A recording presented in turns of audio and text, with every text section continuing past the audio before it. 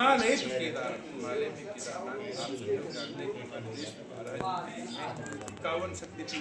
12 ज्योतिर्लिंग में भगवान श्री केदारनाथ जी हिमालय के उपत्यकाओं में स्थित हिमालय केदार मंदाकिनी के तट पर जो दिव्य ज्योतिर्लिंग है वह शिव पुराण के अनुसार प्रारंभ का ज्योतिर्लिंग जो नर और नारायण जो भगवान विष्णु के अवतार है उनकी तपस्या का पुण्य है। इस दिव्य हिमालय को एक दिव्य ज्योतिर्लिंग कहते हैं। नर नारायणोराख्या यवतारो हरिर्द्विजः ते पाते भारते खंडे बद्रिकाश्रमे भारतवर्ष के केदारखंड के बद्रिकाश्रम में जो दिव्य पावन ज्योतिर्लिंग है, जो पुनीत ज्योतिर्लिंग है, हिमालय की दिव्य श्रृंखला पर स्थित है, वह 5वां ज्योतिर्लिंग है जो दिव्य दो संतों की उपासना का पुण्य है।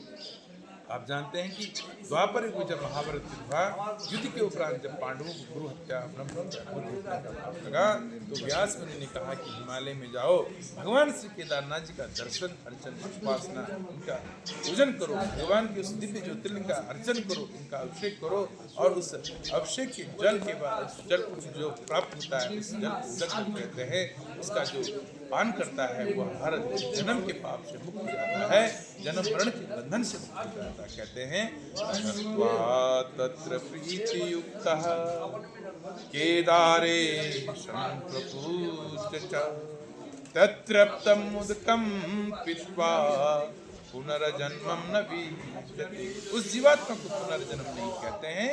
काश्याम मरणान मुक्ति केदारम स्मरणान मुक्ति। काशी में तो जब जीवात्मा अपना देह छोड़ देता है भगवान से उसके कान में त्रियोटक मंत्र देख करके उसको जन्म मरण के बंधन से मुक्त कर देता है। लेकिन हिमालय केदारखंड में ये दिव्य ज्योतिर्लिंग ऐसा ज्योतिर्लिंग है, इसकी स्मरण मात्र करने से जीवात्मा मुक्त हो जाता है। मुक्ति का मतलब मरने से नहीं होता है, मुक्ति का मतलब होता है जीवात्मा अपने पाप ताप श्राप दोष चिंता रोग दारिद्रता से मुक्त होता है। इसलिए हिमालय को मुक्ति का धाम कहते हैं। जीवन मुक्तो भवेषु योगतो बदरी बने। जो एक बार भी जीवात्मा इस तपोभूमि में आकर के इस कैलाश में आकर के भगवान का नाम स्मरण चिंतन वंदन करता है, उनका गुणानुवाद करता है, उनका ध्यान करता है, वह हर पाप से हर संताप से मुक्त हो जाता है। इसलिए इसको मुक्ति का धाम कहा गया है। और यह जो पावन पुनीत स्थान है, ये युग प्रारंभ से यह दिव्य स्थान आज तक हिमालय पर स्थित है और भगवान शिव का यह प्रिय स्थान है। शीतकाल में जब भगवान श्री केदारनाथ जी कपाट मंगल हो जाते हैं तो इसी दिव्य स्थान पर जहाँ भगवान शिव ओंकारेश्वर जी अपने पूर्ण रूप में है, तो इसी स्थान पे भगवान का दिव्य विग्रह स्वरूप जो उत्सव मूर्ति है और भोग मूर्ति है, 3 दिन की पैदल पथ यात्रा के बाद आज भी पुराने जमाने के हिसाब से भगवान की पालकी आती है और पथ यात्रा चलती है। तीसरे दिन जब भगवान शिव इस दिव्य मंदिर में आते हैं, इसी गर्भगृह में भगवान के उत्सव मूर्ति और भोग मूर्ति की जो शीतकाल में पूजा होती है।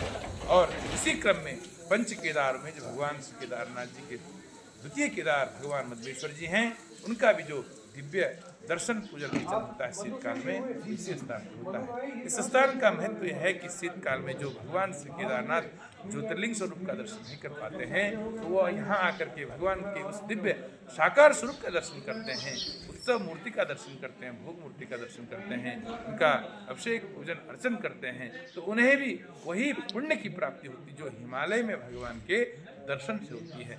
हिमालय में भगवान के उस दिव्य निराकार स्वरूप उस दिव्य ज्योति का दर्शन है, उस दिव्य प्राकट स्वयं को शिवलिंग का दर्शन है और इस स्थान पर भगवान के चल विग्रह का दर्शन है। भगवान शिव ही एक ऐसे देव हैं जो निराकार और साकार स्वरूप में दर्शन देते हैं और इस जगत का कल्याण करते हैं। पाप हम पाप कर्माणाम पापात्मा पाप संभवः त्राहि मां पार्वती नाथ सर्व पाप हरो हर। महात्मा जी इससे इतर यहाँ पे केदारखंड की जो देवियाँ होती हैं उनके लिए मुख्य यहाँ रहती हैं, इसके बारे में आप कुछ बताएंगे? यहाँ हिमालय में यह जो स्थान है, यह अनादिकाल से सुधीजनों की भूमि रही है। यहाँ पर जो है कि उत्तराखंड के जो भी देवी देवता हैं